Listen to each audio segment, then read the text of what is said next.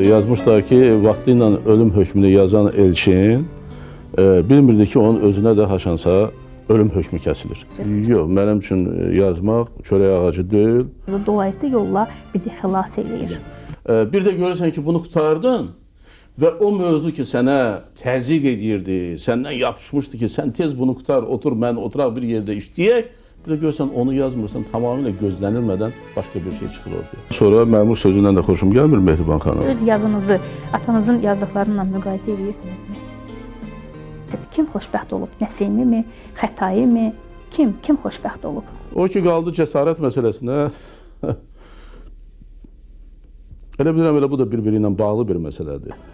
Deməli, söhbət yazıcı xoşbəxtliyindən gedəndə artıq söhbət yaradıcılıqdan getmir, konjunkturadan gedir.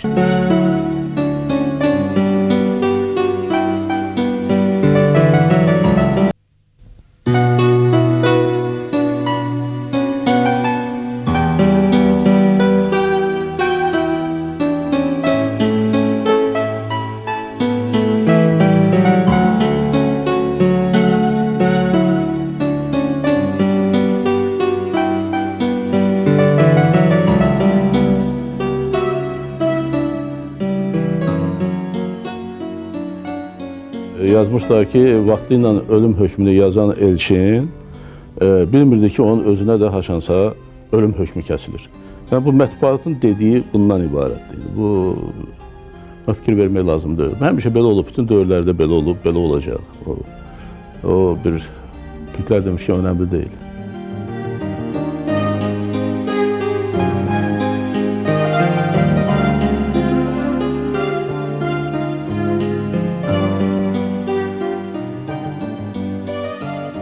Elə hey düşünürəm, əgər biz tanış olduğumuz, bələd olduğumuz insanların hər birini elə ilk baxışdan tanısaydıq, onlara bələd olsaydıq, tam şəkildə öyrənə bilsəydik, onda uzun illər yaşamaq, sevmək, nifrət eləmək, aldanmaq, aldanılmaq, bunlar hamısı gərəyimiz olmazdı. Yəni, bütün bu hisslərdən doğan sənət əsərlərinə də ehtiyacımız olmazdı. Nə poeziya, nə sənət əsərlərinə, nə nəsrə, heç bir də ehtiyac qalmazdı.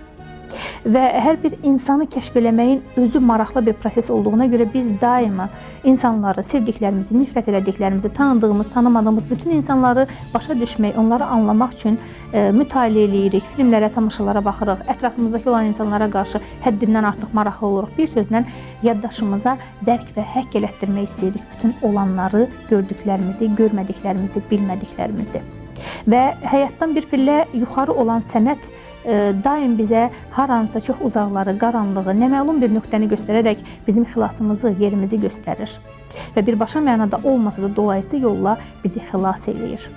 Və məhz belə bir şəraitdə yazarların məhz həmin ünvanı heç olmasa göstərməsə də ünvanlandırmağı bax budur əsas məsələ. Və bu yazarlar mənə elə gəlir ki, hər bir adilikdə qeyri-adilik görən, hər bir bataqlıqda bir gözəl bir işıq görən, zirvə görən, müqəddəs təmiz bir yer görən həmin işığı görüb və bizi ora ünvanlandırmaqla tək özünü yox, həm də bizləri xilas edir. Bizləri o xilas yerinə çatır, bizi xilas edir.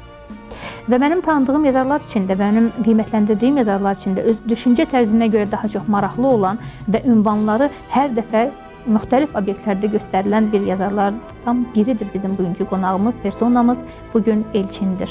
Elçin Əfəndiyev İlyasoğlu. Təbii ki, o daha çox Elçin kimi təqdim olunmağı sevir. O ilk baxışda çox sadədir, amma çox ziddiyyətlidir. O gülümsərdir, mehribandır, amma dəyişkən xarakterlidir. Üstəgəl xeyirxah və mehribandır. Bir sözlə siz bugün mənim personama, mənim rakursumdan baxıb, yəqin ki, hələ başqa şeylər də kəşf eləyəcəksiniz. Bugünkü personamız da Elçindir. Bugünkü ən məhsuldar yazar.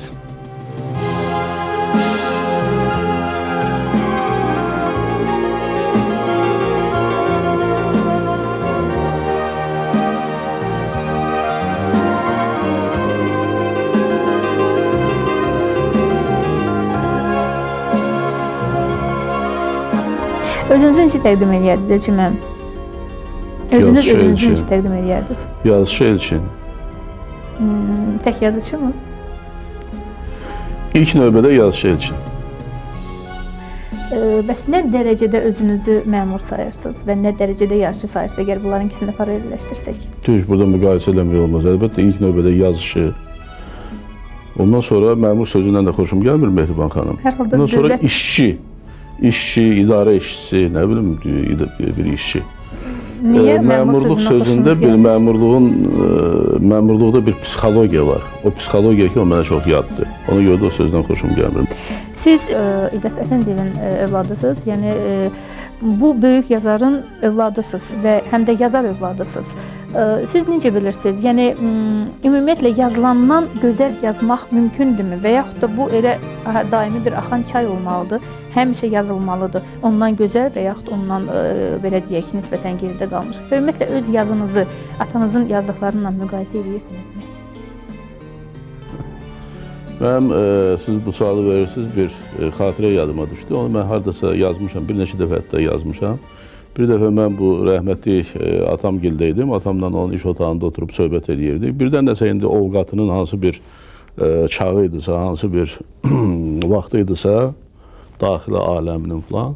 Bir əli ilə kitab, rəfindəki kitabları göstərdi və dedi ki, bunlardan sonra biz niyə yazırıq? Belə bir söz dedi. Və bu kitab rəflərində də bütün Shakespeare'in əsərləri, Tolstoy'un əsərləri, Cervantes'in əsərləri və s. də belə ilk baxışdan doğrudan çox belə sərt bir sualdır. Sərt bir sualdır ki, Shakespeare'dən sonra sən niyə yazırsan? Ya Tolstoy'dan sonra sən niyə yazırsan? Amma o zaman mən atama yadıma gəlir bir cavab verdim və güman edirəm ki, düzgün cavab vermişəm. O da ondan ibarətdir ki, hər bir yazıçıya gərək öz xalqının taleyi kontekstində qiymət verəsən. Öz xalqı ilə bağlı ədəbiyyatda tutduğu yerlə bağlı kontekstlə əlaqədar bu məsələni izah eləmək lazımdır. Yəni, əgər götürsək ki, deyək, Cəlil Məmmədquluzadə, mən elə hesab edirəm ki, Azərbaycan xalqının son dərəcə böyük bir ədəbi simasıdır, böyük bir yazıçıdır. Amma deyək, həmin Shakespeare'in vətənində, İngiltərədə güman eləmirəm ki, Azərbaycanda Shakespeare'i nə qədər tanıyırlarsa, İngiltərədə də Mirzə Cəlili o qədər tanıyırlar. Amma bu nə deməkdir? Bu deməkdir ki, Mirzə Cəlilin qiyməti aşağı düşür. Mirzə Cəlilə qiymət vermək lazımdır öz xalqının, Azərbaycan xalqının taleyi kontekstində, Azərbaycan xalqının mentaliteti kontekstində, Azərbaycan xalqının psixologiyası, güzəranı, tarixi, bugünü, sabahı kontekstində, bilirsiniz. Ona görə də güman edirəm elə bu da yazıya səbəb olur. Yəni, təhtəşüur olaraq yazıcıda oturur və o özünü ifadə edir. Necə olur, nə baş verir ki, siz əlinizə qələm götürürsünüz? Yaxud özünüzü məcbur edirsiniz ki, mən bugün oturub nəyisə yazıb qutarmalıyam. Çünki mən çox tanışam sizin yaradıcılığınıza. Mənə elə gəlir ki, nisbətən yaxşı tanışam. Yəni, sizin hətta dediyiniz kimi o əl kağızlarının üstünə qəzetlərin qırağına yazdığınız qeydlər var. Görünür, bu ondan irəli gəlir ki, vaxt zaman gözləmirsiniz. Nə gəldi, necə gəldi, harada gəldi, yazırsınız. Mənim üçün o yazmağın problemi yoxdur.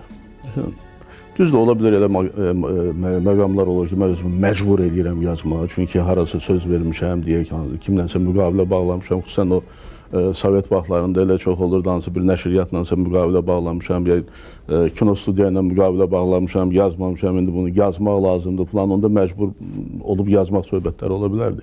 Amma ümumilikdə bilirsiniz, bu yazı mənim üçün gündəlik həyatımın bir belə tərkib hissələrindən birisidir. Yəni, gündəlik həyatımın, səhərdən bu xarici sözləri çox işlədir, yenə dilimə gəldi deyim, atributlarından birisidir. Yəni, məsəl üçün, əgər səhər durursan, necə çay içirsənsə, əlizi yuyursansa, durub işə gedirsənsə, o ilə salamlaşırsan, bunu məktəbə aparırsan, o birisini məktəbdən gətirirsən, həm də indi hərənin bir güzəranı var. Güzəranı var. O cürdə yazmaq da mənim üçün o cür bir şeydir. Yəni, mənim üçün yazmaq da belə bir gündəlik həyatımın tərkib hissələrindən birisidir. Amma buna çörək ağacı demək olmaz. Yox, mənim üçün yazmaq çörək ağacı deyil. Yəni, mən ona heç vaxt, hətta o cavanlıq vaxtlarında falanda da heç vaxt çörək ağacı baxmamışam. Əlbəttə, mən qanararla yaşamışam və büyünün özündə də qanararla yaşayıram. Amma mən oturum ona bir çörək ağacı kimi baxım, o cür olmayıb. Hamı bir ağızdan Kələntər müəllimi masa bəyisi içdi və Kələntər müəllim qədəhləri doldurun deyib xüsusi bir şövqlə ayağa qalxdı və konyakla dolu qədəhini əlinə alıb 10 yaşı təzəcə tamam olan Arzuya baxa-baxa ilk söz demək istədi. Amma bu zaman birdən-birə Xıdır müəllim də ayağa qalxdı. Qollarını pencəyin üstündən də hiss olunan əzəmətli əzəllərini oynatdı. Bir dəqiqə əziz dostlar dedi. Xıdır müəllim içinə araq süzdü, iri qədəhi yuxarı qaldırdı. İcazə verin bu gözəl gündə ilk sözü mən deyim. Mən bir söz deyim. Ondan sonra Kələntər müəllim nə qədər istəyir söz desin. Ürəyimdə sözüm var mənim əziz dostlar. Gəlin bu axşamda ilk qədəhləri atamız, rəhbərimiz, əziz Stalin yoldaşın sağlığına içək dedi. Yaşasın, min yaşasın Yosif Stalin. Tarixin ən müdrik adamıdır yoldaş Stalin. Təsadüfi deyil ki, yoldaş Stalin 72 dil bilir. Xıdır müəllim bu sözləri deyən kimi arağı insan orqanizminə pis təsir etdiyini yaxşı bilsə də qədəhi başına çəkdi və arağın hamısını içdi. Sonra qədəhi ağzı üstə çevirib mizə qoydu. Yəni ki, baxın, görün dibində bircə qram da qalmayıb. Məclisə bir anlıq sükut çökdü. Sonra Ələsgər müəllim cəld ayağa qalxdı. Gözəl sağlıqda dedi. Qalxın ayağa dostlar. Xıdır müəllim ürəyimizdən xəbər verdi. Əziz Stalin yoldaşın sağlığına. Hamı, hətta Arzu da, arvadlar da ayağa qalxdı. Hamı qədəhi başına çəkdi.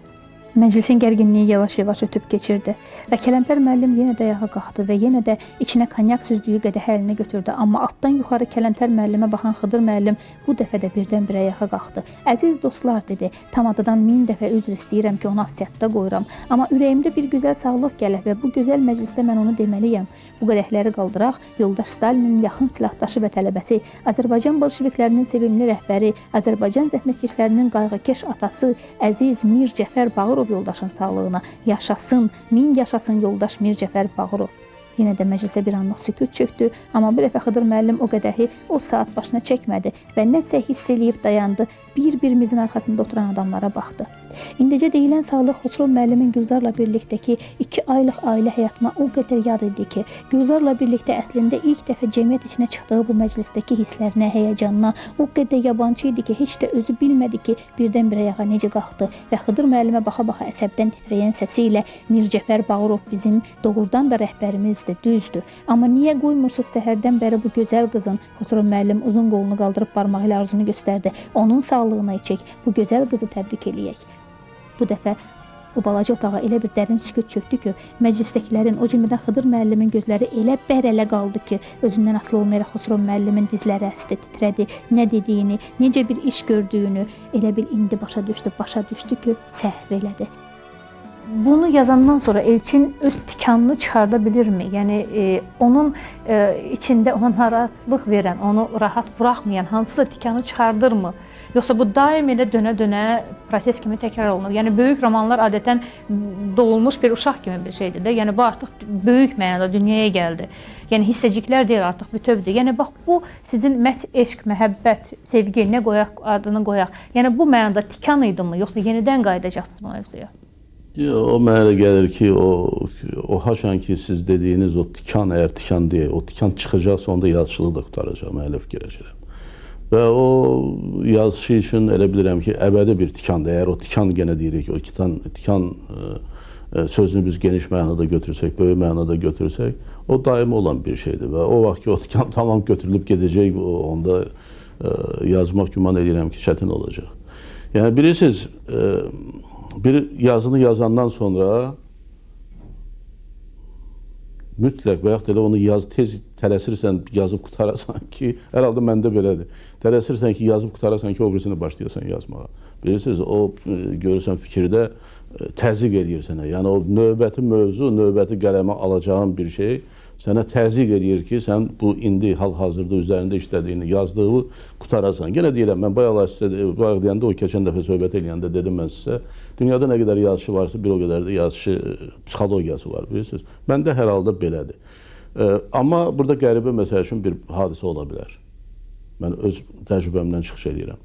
Deyək, bir mövzunu mən oturub işləyirəm, ikinci bir mövzu məni tələsdirir ki, tez bunu işdə qutar və məni başda yazmağa. Bu mövzu sizin bagajınızda, sizin özünüzün içində olan digər mövzu, yəni növbədə olan mövzulardır, yoxsa sizin həyatdan aldığınız hansı bir səbəb olur, vəsilə olur ki, siz bu mövzunu... İndi onun səbəbini axtarmayaq da, indi nəsə bir səbəbə görə bu oldu. Yox, mən deyərəm, amma mən ikinci bir bu fikrimi davam etdirmək istəyirdim. Bir də görürsən ki, bunu qutardın və o mövzu ki, sənə təzyiq edirdi, səndən yapışmışdı ki, sən tez bunu qutar, otur, mən oturaq bir yerdə işləyək, Bir də görsən onu yazmırsan, tamamilə gözlənilmədən başqa bir şey çıxır ortaya. Mən bu yaxınlarda sizə deyim, indi biraz bu belə qürurlanmaq kimi çıxmasın, amma bəlkə də qürurlanmaqdır, nə olar, qoyada olsun. Məsəl üçün, tənqid nədir? Tənqid, ədəbi tənqid, ideologiyanın bir hissəsidir də, elə deyilmi? Mən bu yaxınlarda son 33 ildə yazdığım seçmə məqalələri bir yerə topladım. Çünki Latin qrafikasında onlar yox idi. Və bir sözünə, bir vergülünə, bir cümləsinə toxunmadan, bir məxəzini ixtisara salmadan, bir sitatını ixtisara salmadan necə yazmışdımsa, o cürdə bu günləri çap elətdirdim. Və bu doğrudan məndə qürur hissi oyatdı ki, söhbət onların yaxşılığından, pisliyindən getmir. Söhbət onların böyük elmi, nəzəri səviyyədə olub-olmamağından getmir. Amma söhbət ondan gedir ki, mən deməli, biraz indi bəlkə də qeyri-dəvəzəkarlıq çıxır, mən ədəbiyyata xidmət eləmişəm o məqalələrdən. Eyni şeylərdir hekayələr. Baladaşın İlk Məhəbbəti adında bir hekayələr kitabı bu yaxınlarda mən nəşr etdirdim. Çoxdan da kitablarım çıxmırdı. İndi iki böyük belə kitab, biri tənqiddə, biri bu hekayələrlə.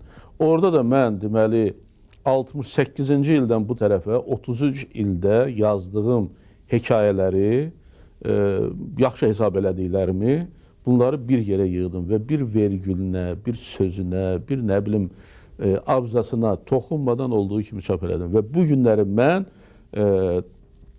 bugünün oxucusu, yəni müstəqil Azərbaycanın, tamamilə başqa bir dövrün, başqa bir epoxanın oxucusuna, gənc oxucusuna onları təqdim edirəm, böyük bir belə alın açıllığı. Yəni bu yaxşı mənada yazdıqlarımdan razıyam sözü deməkdir. İndi razıyam deyəndə hər halda mənim bədii yaradıcılığımda və elmi yaradıcılığımda konjunktura olmuyor. Yazdıqlarınızın içində ən çox razı qaldığınız və yaxud da bu söz yenə yerinə düşmür yəqin ki, şah əsəri bildiyiniz əsər hansıdır? Şah əsər. Bilirsiniz, çətin sualdır, mənim üçün çətin sualdır. Hər halda mən elə hesab edirəm ki, mənim yazdıqlarımın arasında ən, mən də nə dərəcədə düz deyirəm, düz demirəm, amma hər halda ən samballı əsər, yəni orada mən məsəl üçün daha artıq dərəcədə başqa yazılara nisbətən, daha artıq dərəcədə özümü ifadə eləməyə bacarmışam, o Ölüm Hökmü romanıdır. Ölüm Hökmü romanıdır. Amma bilirsiniz, qəribə hadisələr olur. Məsəl üçün, elə onun biri bu yaxınlarda bizim ikimizlə də bağlı olan hadisə. Poçt şöbəsində xəyal piyesini mən yazmışam 26 yaşında olanda. Və həqiqət bundan ibarətdir ki, bütün o içindəkiləri demək olar ki, yadımdan çıxartmışdım mən. Ki, nədir, nə deyildik lan. İndi siz bunu tamaşaya qoydunuz. Və mən o əsərə baxanda, məsəl üçün, məndə elə bir hissiyat yaranmadı ki, burası niyə belə yazmışam, orası niyə elə yazmışam. Yəni, mən onu 26 yaşında, 30 il bundan qabaq, necə yazmışamsa 30-dan da artıq, necə yazmışamsa, bugün də onu o cür qəbul elədim mən. Bilirsiniz, o yazını o cürdə qəbul elədim. Və elə bilirəm ki, bu yazışı üçün az şey deyil. Yazışı üçün az şey deyil. İnsan, vətəndaş Elçin Əfəndiyev özü ilə tək qalanda nə haqqında fikirləşir? Ən çox. Onu mən əgər danışsam ki, mən tək qalanda nə fikirləşirəm, nə edirəm, İrandan, Turandan, oradan, buradan, ona bax, çox aparmış olar. Dünya müxtəlif. Mən onu deyə bilərəm sizə ki, mən özümlə belə yaxşı müsahibəm. Söhbətimiz tutur. Həbsxana kamerasına yenə sükut çöktü. Həmin sükut içində filosof pıçıldadı. Görəsən Leylin sağ qalsaydı, indi onu da həbs edərdilər. Və bu pıçıltını kameradakıların hamısı eşitdi. Amma daha heç kim qorxmadı. Qorxmadı ki, bu pıçıltını keşikçilər də eşidər. Və ömrünü marksizmə həsr eləmiş filosofun aylardan bəri Keşlə həbsxanasında o kamerada hovlanmış qızdırmalı zehni dəqiq cizgilərlə, aydın rənglərlə Marksin, Engelsin simasını onun gözlərinin qarşısında canlandıran və filosofa elə gəldi ki, Marks da, Engels də onunla birlikdə Keşlə həbsxanasındakı o kamerada məhbusdur, 37-ci ilin məhbusudur. Yəni tamamilə hüquqsuz dünyanın hər hansı bir qayda qanunundan kənar edilmiş, tamam bir ümidsizlik və kimsəsizlik içində olan məxluqdur. Marksa da, Engelsə də Hamletə verdikləri kimi işgəncə verirlər, dişlərini sındırırlar, dırnaqlarının altına iğnə yeridirlər, təpiklə vurub qabırğalarını sındırırlar, partlamış dodaqlarının qanı saqqallarından tökülüb, süzülüb, axır. Demək elə gəlir ki, adi insan yox. Yəni, bütün insanların hamısının içində, daxilində bir qeyri-adilik var. Və o insanı ki, biz adi insan hesab edirik, onun daxili aləmi onu tamamilə qeyri-adi edə bilər. Bəlkə heç bunun özünün ondan xəbəri yoxdur. Məsələn, bayaqlar biz Baladdaşdan danışdıq. Mən Baladdaşı yazana qədər Baladdaş Azərbaycan ədəbiyyatında bir satira hədəfi idi. Yəni, belə aerodrom papağı var idi, ondan sonra şalvarının dalını çırpırdı, Bakılı ləhcəsi ilə danışırdı və s. Bu olurdu, məsələn, bizim deməli, satirik ədəbiyyatın personajı idi Baladdaş. Amma mən də özümü illər keçib 30 il bundan qabaq yazılmış bir şeydir. Ona görə kənar bir gözlə baxıram. Qeyri-təvəzzökarlıq kimi bunu hesab edilməsin. Orada görünür müəllif o Baladadaşda. Nə üçün o Baladaş o qədər yayıldı və cəmaat tərəfindən maraqla qarşılandı, xarici dillərə çox çap olundu. Əgər səhv eləmirəmsə bir 40 dilə tərcümə oldu Baladadaş hekayəsi. Ona görə ki, müəllif orada o adiliyin, o zahiri satirik materialın daxilində çox belə incə bir lirika gördü. Onun daxilində çox incə bir hissiyyatı, bilmirəm bu söz deyə bilərəm yoxsa yox, bəlkə də kəşf elədi və ona görə də o cür çıxdı.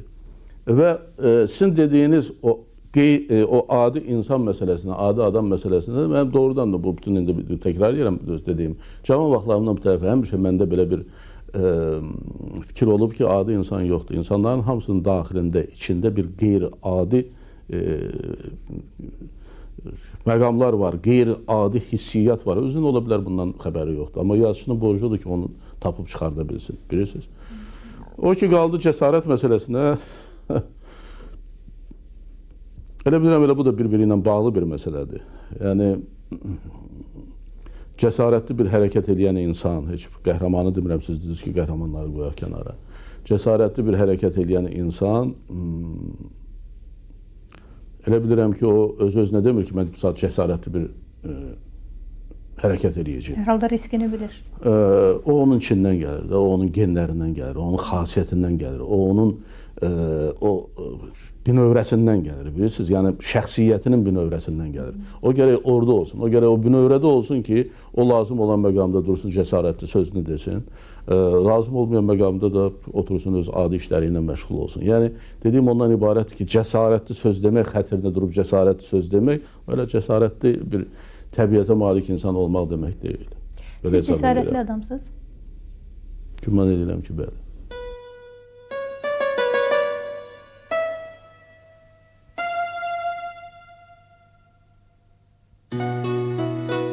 Yazdığınız əsərlərin baş qəhrəmanlarına oxşayırsınızmı, yoxsa? Yazdığım əsərlərin qəhrəmanları hamısı mənim üçün eyni dərəcədə doğmadır və axtarsan yəqin onun hamısında məndən nəsə tapmaq mümkündür. Hamısında? Hamısında. Yaxşısında da, pisində də şübhəsiz aydın məsələ. Sürüşkən də cavablar, çox sürüşkən cavablar da onları olan şeyi deyirəm mən də. Bu axırıncı əsərdə çox maraqlı bir söz dediniz. Mən təbii ki, orada olan müəyyən baş qəhrəmanlarda axtardım sizi, amma siz tamam başqa bir xət göstərdiniz mənə ki, o nə göstərdimsə o qalsın səndə, o başqa məsələdir. Yaxşı. Mahmud və Məryəm çöməlib dizləri üstə üzbəyiz oturdular. Bu genir süzənlikdə onlardan başqa heç kim yox idi. Göz işlədikcə hər tərəfi tutmuş bu göm-göy göyün altında onlar tamam tək idi. Mahmud iki əli ilə Məryəmin əllərindən tutdu. Qızın xurmayı saçlarına, qara gözlərinə, qaraşın sifətinə, nazik boynuna, dolu sinəsinə, bükülmüş yumru dizlərinə baxdı və birdən-birə Mahmud elə gəldi ki, bu sakit düzənlikdə Qarabağ dağlarından gətirilmiş o cavan xanəndənin səsini eşitdi, amma bu saf səsdə, bu təmiz səsdə indi heç bir qüssə yox idi və bu səs kədərdən çox uzaq idi və Mahmud heyrətə gəldi ki, necə olmuşdu ki, o vaxt o bu cavan xanəndənin oxuduğu məclisdən durub yarımçıq getmişdi. Necə olmuşdu ki, bir vaxt Mahmudun ürəyi qısılırdı, darıxırdı və Mahmuda elə gəlirdi ki, bu boyda dünya, bu qədər geniş, azad, sərbəst dünya qəfəsdir. Mahmud əllərini Məryəmin qolları ilə yuxarı qaldırdı, çiyinlərindən, boynundan sürüşdürdü, sinəsinin üstündə saxladı. Sonra hər iki əlini Məryəmin çit paltarının yaxasından qoynuna saldı. Məryəmin çit paltarı daralıb, çiyinlərindən çıxdı, sinəsi ilə, beyi ilə aşağı sürüşdü. Məryəmin sinəsi bayıra çıxdı və düz Mahmudun gözlərinin içinə baxdı. Elə bil Məryəmin təzəlliyi, istiliyi, duyum-duyum duyulan bədəni də dünyanın bu genişliyinin, bu sərbəstliyinin həsrətində idi və indi tam azadlığa çıxdı. Məryəm susdu. Məryəm bütün köksü ilə Mahmudun əllərinə sığındı. Anlaya bilmədiyi, başa düşmədiyi bir hisslə Mahmudun bütün bədəni uçunurdu.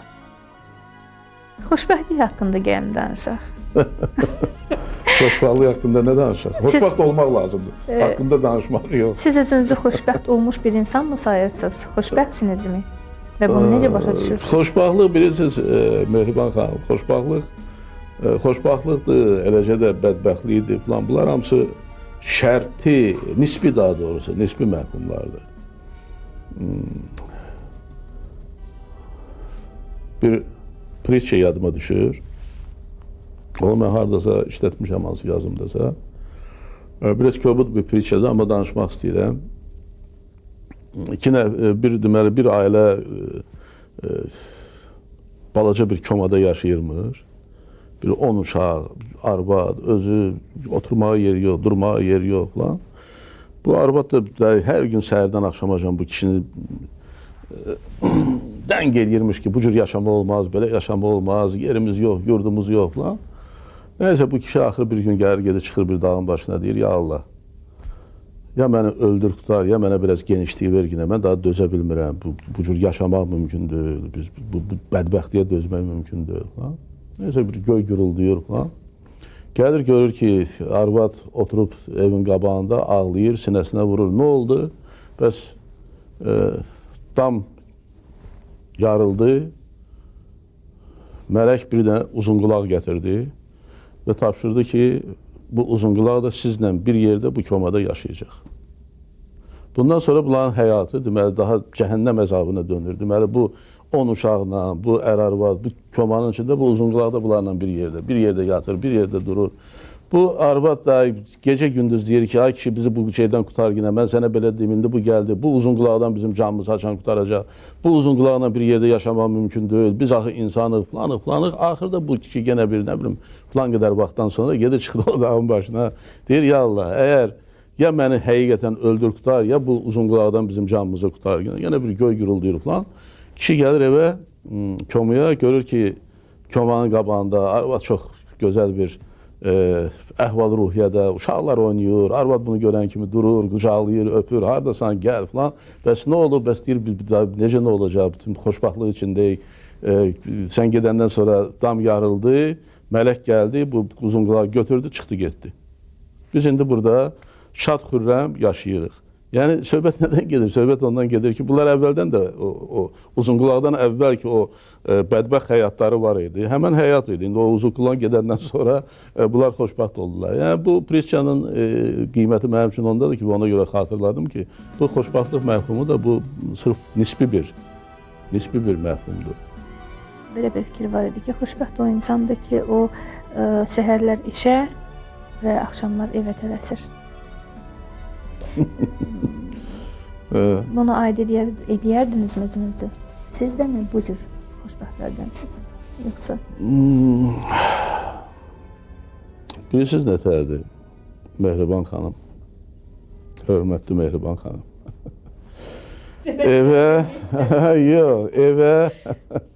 Evə tələsmək, yəni mən evdə ev uyutunu xoşlayan adamım, deyim sizə və əgər bu cür demək olarsa, bəzisinə bu çox qəribə gələ bilər, amma hər halda mən ev adamıyam. Ev adamıyam. O ki, gəldi işə tələsmək, həvəslə getmək ki, gedin mən falan. Söhbət o cürdür. Söhbət daha artıq məsuliyyət hissindən gedə bilər. Daha artıq belə bir, xüsusən indiki əgər dövrdən danışırsınızsa, daha artıq dərəcədə məsuliyyət hissindən söhbət gedə bilər. Çünki doğrudan indi iş belə gətirib ki, mən vəzifədə çalışıram və bu vəzifə böyük vəzifələrdən hesab olunur və vəzifə nə qədər böyük olduqca məsuliyyət o dərəcədə böyük olur. Bu həqiqət bundan ibarət. İndi kimsə o məsuliyyəti hiss eləmir, o başqa söhbətdir, o başqa məsələdir. Amma mən o məsuliyyəti hiss edirəm. Nə vaxt Elçin öz mövqeyindən narazı qalıb, nə vaxt özünü orada görməyib, nə vaxt tutduğu və yaxud dayandığı nöqtədən çox tamam başqa yerdə görüb özünü. Tamamilə əks qütbdə dayanmışsınızmı özünüzlə? Yox, əks qütbdə elə bir şey olmuyor məndə.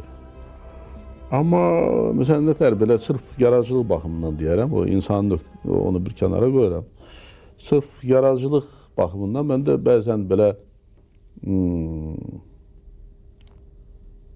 necə deyim sənə bunu, belə bir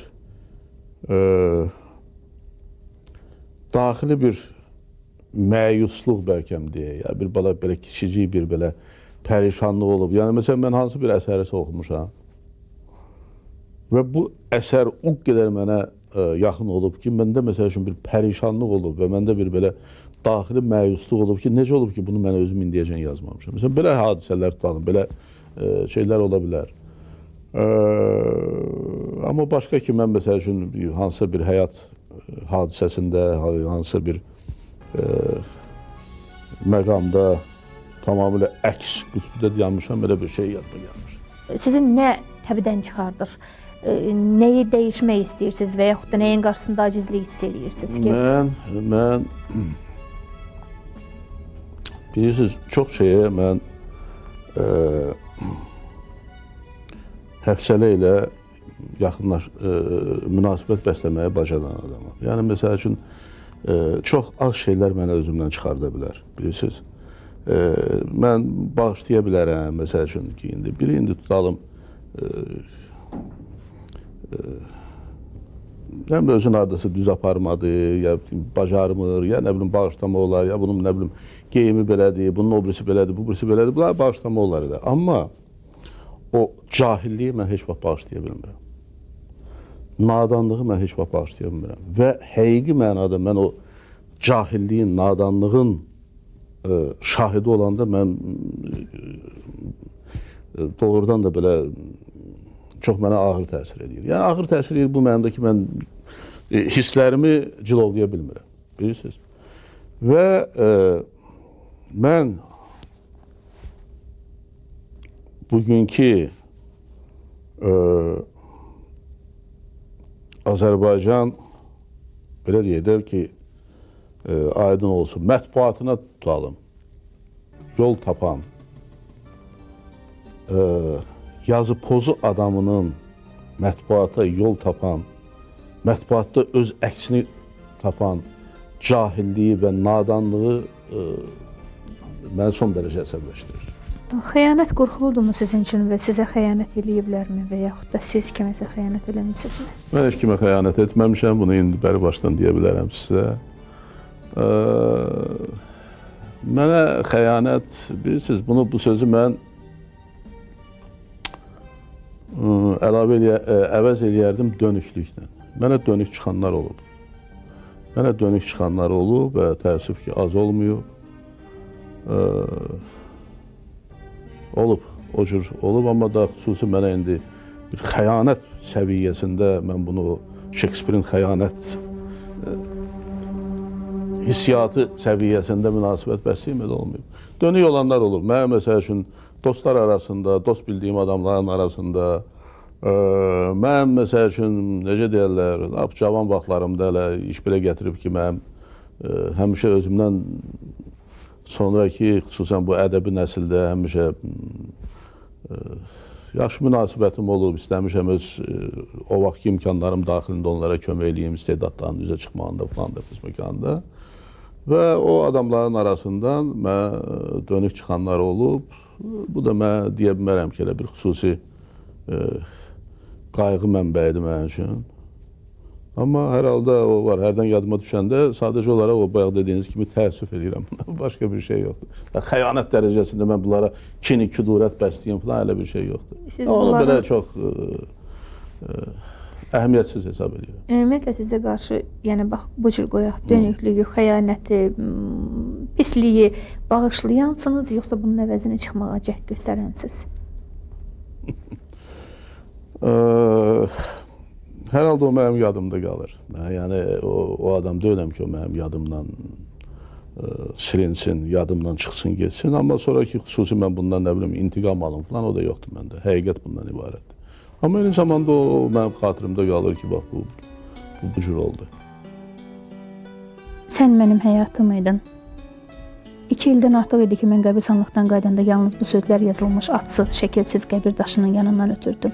Və hər dəfə bu adi sözlər, bu adi cümlə məni həyəcanlandırırdı. Ürəyimdə bir nigarançılıq, eyni zamanda bir doğmalıq əmələ gətirirdi. Tanımadığım, bilmədiyim və illərin küləyinin, qarının, yağışının, istisinin altında qaralıb, bozarıb, köhnəlmiş, çopur-çopur olmuş bu qəbir daşı hər dəfə dərin bir kədərdən xəbər verirdi. Vəfasızlıqdan, gəldi-gedərlikdən deyirdi. Nə vaxtsa kiminsə xoşbəxtliyindən və bu xoşbəxtliyin əbədi bir keçmişdə qalmağından, o keçmişin səs-çatmazlığından, ün-getməzliyindən söyləyirdi. Qəbir daşlarının üstündə heç vaxt mənasız söz olmur. Ən adi söz, ən ibtidai bir fikir də qəbir daşlarının üstündə mənalanır. Dünyanın ən təsirli sözü fikri olur. Yəqin ona görə də qəbirstanlığın özü dünyanın ən mənalı yeridir.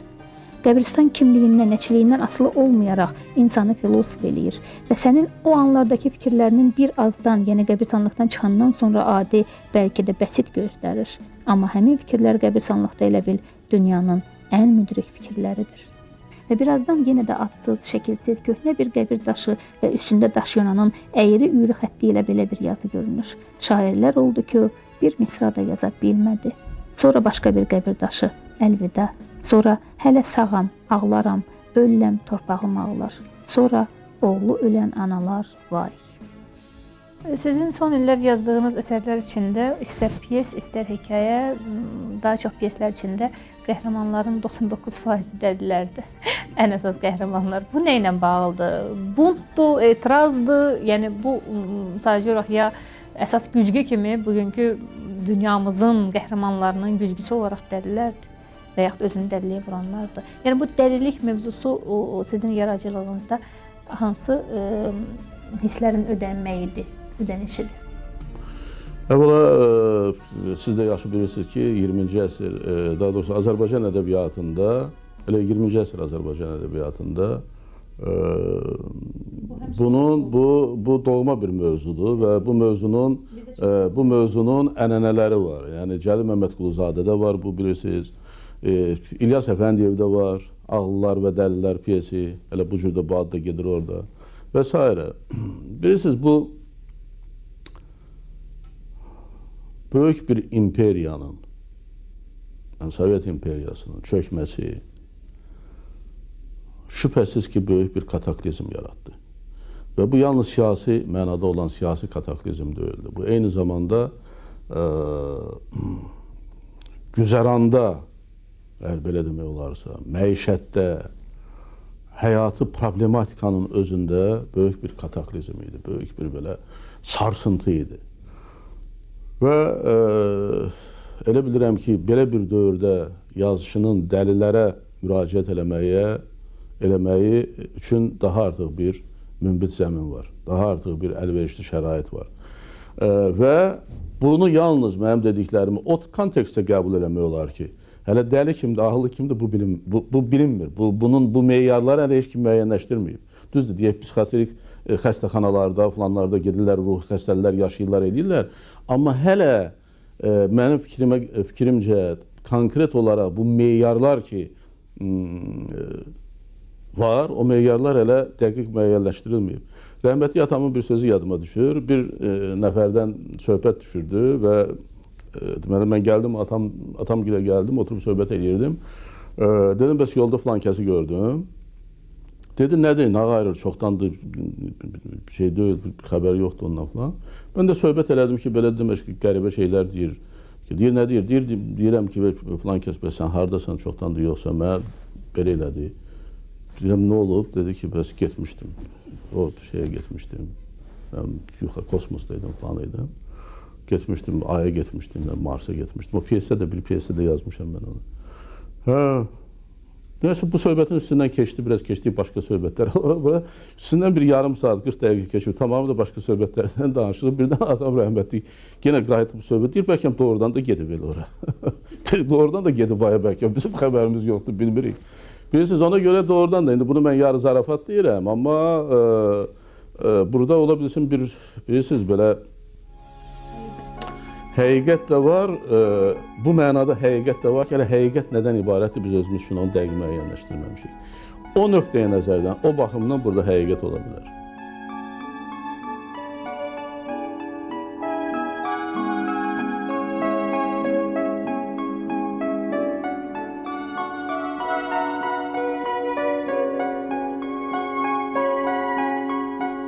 Mən deməli 7 nömrəli məktəbdə oxuyurdum. 3-cü sinifin sonlarıydı. Bizi piyanoya keçirtmişdilər. Ya 4-cü sinifin əvvəlləri idi. 4-cü sinifin əvvəlləri idi. 53-cü il idi. Bizi piyanoya keçirtdilər. Deməli, belə qalstuk zad bağladılar falan. Mən də belə bu qalstuku bağlamışam. Hə, belə, hə. Yox da belə qalstuq, belə çox yaxşı ipək yadıma gəlir, belə bütün hamısı detallarıyla gözümün qabağımdadır, belə, hə. Ki, gəldim, biz onda Mirzə Fətəli küçəsində yaşayırdıq. Gəldim belə çox şəslə, qapını döydüm. Ki, belə də artıq özümü belə çox böyük bir ölkənin böyük bir vətəndaşı hesab edirəm. Qapını açdım, açanda qapını daha doğrusu döydüm. Nənəm, bu Bulqariz xanım, ata nənəm, qapını açdı, belə siqaret çəkirdi özdə, papira çəkirdi, Əhməd deyib, belə çəkə bir mənə baxdı, bir belə baxdı, sonra boynuma baxdı, dedi ki, aç o boğazındakini. Çünki bu doğrudan bu deməli Sovet hökumətinin ən qatı düşmənlərindən birisi idi, daxili etibarilə.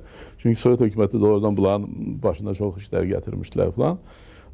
Bu da deməli bu belə şeylərə, bu qırmızı qalstukdur, ondan sonra nə bilim partbiletdir falandır, belə şeylərə qarşı bunda allergiya var idi. Özü çox ayıq adam idi, savadlı adam idi. Rusça, Azərbaycanca oxusun, oxumalı. Məsələn, o vaxt ərəb əlifbası ilə, latın qrafikası ilə falan qəzet, məsələn, Pravda qəzetini, sonra bu Kommunist qəzetini o vaxt hamısını oturub oxuyardı və belə çox maraqlı insanlardan birisi idi. O, məsəl üçün, mənə çox təsir eləmişdi onda. Olduqca və indi görün nə qədər keçib üstündən. Az qala 50 ilə yaxın bir vaxt keçib üstündən. O mənim xatirimdə qalıb elə. Cəmaət gələcək naminə işləyir, gələcək naminə raportlar verir, gələcək naminə planlar doldurur, gecə-gündüz keçirilən təntənəli iclaslarda gələcək naminə məktublar qəbul edir. Hamı bir əldən gələcək naminə çalışır, vuruşur, hərdən qurban da gedirdilər. Amma bu gələcək də heç cür gəlib çıxa bilmirdi. Əbdülqəfarzadə o mücərrəd gələcək naminə işləməyi, ölməyi dünyanın ən axmaq, ən mənasız işi hesab edirdi və hərdən gecələr yuxuya getməzdən əvvəl dünyanın işləri barədə, o cümlədən həmin gələcək barədə fikirləşəndə bu adam belə bir qərara gəlirdi ki, insan ki, necə nağıllar yaradıb, əsatirlər yaradıb, bu sistemi də bax elə beləcə gələcək məhfumu yaradıb və o məhfumun köməyi ilə 100 milyonlarla əhalini idarə edirlər. Və buna görə də əhali heç nəyə inanmır, cəmiyyət də bu qədər pozulub.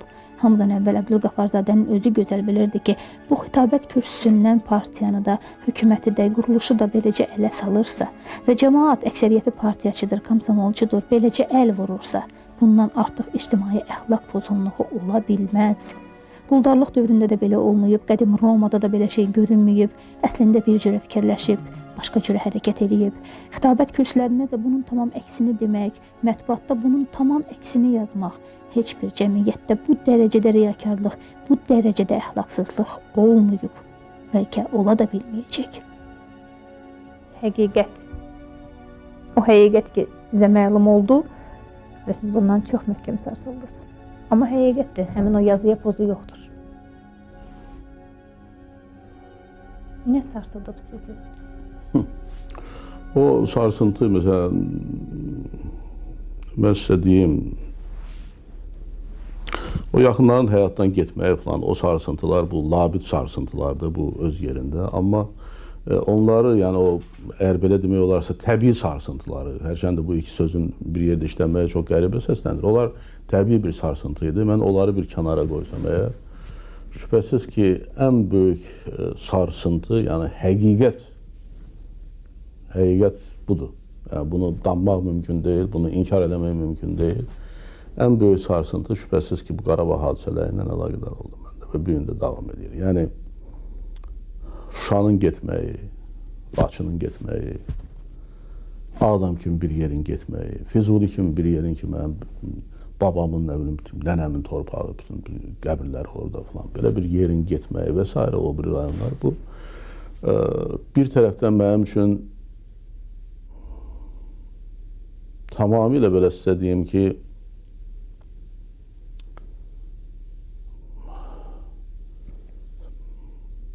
bir sürrealist bir görüntü kimi görükür, bir belə fantasmagorik bir şey kimi görükür.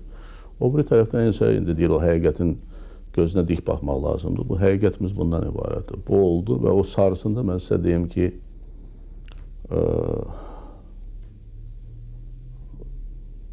o qalır içəridə var.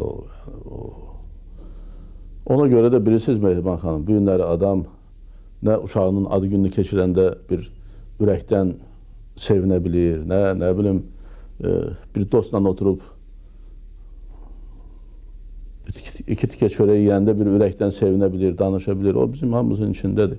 Və biz bəlkə onu bu günləri olduğu dərəcədə dərk etmirik. O travmanı, o zədəni, o sarsıntını bilirsiniz.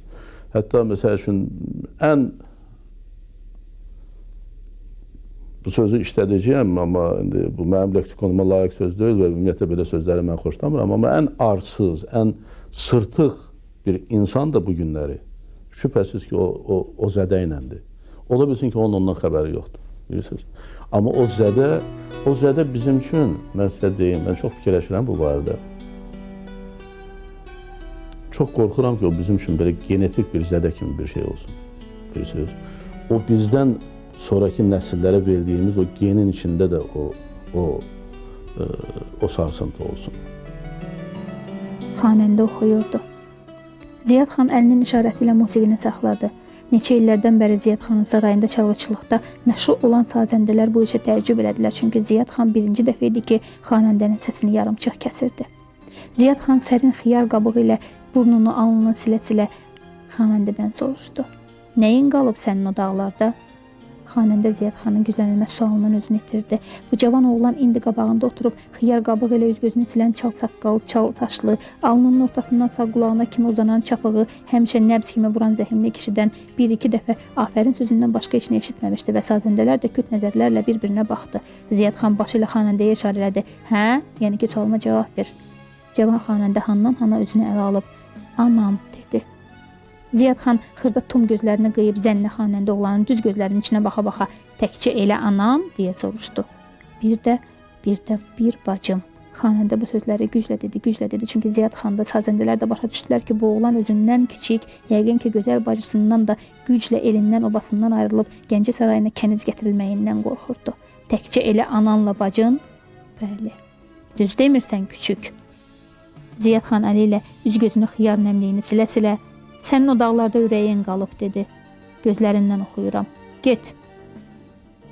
Vaxt gələcək, 80 il sonra Qarabağ dağlarındakı düyünlərdə, toylarda, İsa bulağında, Turşsuda, Səkili bulağında, Daşaltı çayının sahilində, Topxana meşəsinin sərinliyində qurulmuş keyf məclislərində saçı saqqalı ağappaq ağarmış, uzun-uzun illər boyu çox hakimlər görmüş, çox qanlı hadisələrin, savab işlərin, haqq işlərin, nahaq işlərin şahidi olmuş bu qoca el aşığı sazı sinəsinə sıxıb bir dastan danışacaqdı. Həmin dastan çox-çox illər əvvəl yaşamış Zəhmli Ziyad xanın mərhəmətindən danışacaqdı.